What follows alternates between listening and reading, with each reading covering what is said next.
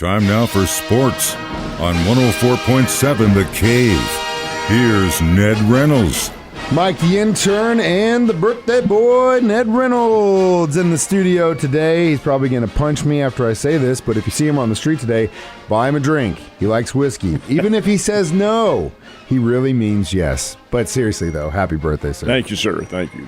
All right, so it didn't take long. I kind of figured this might be one of the ones they would flex. Chiefs-Chargers Sunday, November 20th was supposed to be the mid-afternoon game. They've now flexed it to the night game. Now, before we talk about that, though, is that really a flex? Because in the mid-afternoon game, there's only usually one or two, right? And one of them is, quote-unquote, America's game. At the most, there are two, and there is one. And yeah. I think this would have been a week when there was one. It's Cincinnati-Pittsburgh. So I mean, it's a flex, but is it really a flex? Not our decision. Yeah, well, anyway, Chiefs are playing Sunday night again, so it looks like we're going to be a tired puppy that Monday morning, but it is the way it is. It happens, and it's because the Chiefs are such a popular TV menu. People want to see them. They want to see Patrick Mahomes. They love Patrick Mahomes. Everybody does. It's a national team. It's not just a Missouri ball club. So NBC has said, hey, we want that game, and it's possible that the American Conference West might be riding on the outcome. The Chiefs at the moment are one game ahead of the Los Angeles Chargers. That's the game, folks. It's the Chiefs and the Chargers on November 20th that's been flexed to a Sunday night game right before Thanksgiving. It's possible, but I don't think that's going to be the case. I think the Chiefs will have a more substantial lead because the Chargers play in San Francisco, or actually in Santa Clara, this weekend, and the 49ers are going to be awfully tough for them, while Kansas City has Jacksonville. So I think probably going into this game, there's going to be a major difference. However, that's what the folks at NBC, they have that option, have decided, so that game is flexed.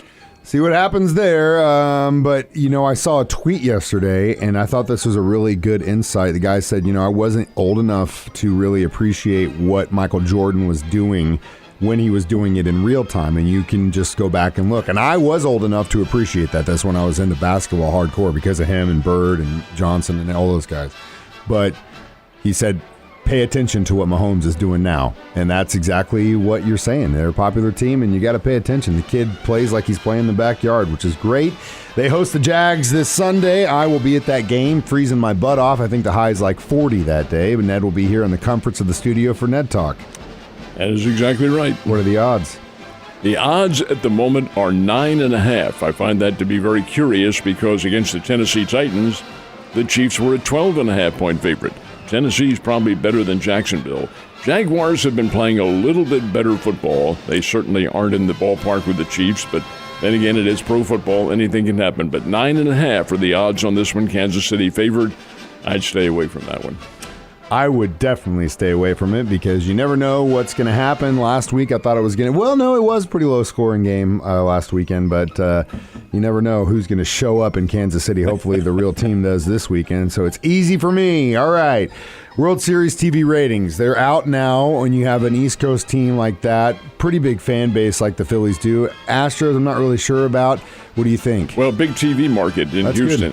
Philadelphia is the number 3 TV market in the country. It's New York, Los Angeles, Philadelphia, Chicago, and then Houston. Houston's right in there. So that's, in a sense, what Major League Baseball was wanting. But the TV ratings were the second lowest in baseball history.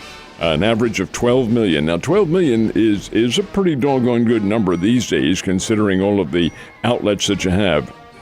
But it still doesn't resonate with the total number. But just about 12 million on the average. The lowest ever was just over 9 million, and that was for the Dodgers and the Tampa Bay Rays back in 2020. But there were other problems then too, including COVID and things like that. So it's really kind of skewed in a way. But still, you have the second lowest ever, and Major League Baseball will say, hey, still it's 12 million folks, and that's a buying public. Definitely is, and it was an exciting series through Game 3. After that, it kind of just became business as usual. When Philadelphia went to sleep. I know. It's not fun to watch when one of the teams is playing and the other isn't, Ned. I'll have to give it up to you as far as the college football bowl rankings. You were pretty damn close, with exception of TCU, my man. And with Ohio State and Michigan. That's a garbage. I think Ohio State being in there is garbage. What you think doesn't count. I know, but I know you agree with me, though, at least. No. I thought that that Michigan would be number 2 and Ohio State 3 because of the close game that they played. Michigan ran away with their game, but Ohio State did not. They were taken to the wire by Northwestern, a really weak football team. But Ohio State stays number 2. Number 1, Georgia, you knew that would happen. Georgia's 1, Michigan is 2. Then you have Ohio State. Ohio State's 2, Michigan is number 3, and Texas Christian goes to number 4. It's not a surprise. TCU is a very good football team. However, this is going to change again because TCU does have some very significant challenges ahead of them, including Baylor, and Baylor will play them very tough. So there's a long way to go before these final 4 teams are judged. How about Tennessee drops down to 5th? Tennessee was number 1 last week. I thought they'd go to number 4. Alabama stays in the top 10. They are number 10. That's where Bama is. Bama has a game with Ole Miss coming up this weekend. It is in Oxford, Mississippi. It will be a challenge. Mississippi is a very good football team. That's Lane Kiffin's ball club. Then Alabama has a PUD game. They play Austin Peay. That's a Division I AA ball club. Then they have their game with Auburn, and Auburn is not very good. So you suspect that Alabama certainly win 2 and maybe all 3 of these final games. And then what happens? Who do you decide who's going to be in the West? Okay, Clemson, which had been number 4, drops all the way down to number 12. They are out of the top 10. That's still in bowl territory, major bowl territory, but it certainly isn't in playoff territory. Clemson going to South. They never want to see South Bend, Indiana again. 2 years ago, they went there with Trevor Lawrence as their quarterback, and Notre Dame beat them in overtime. And this time, Notre Dame thumps them. So, hey, to heck with that. We ain't going back.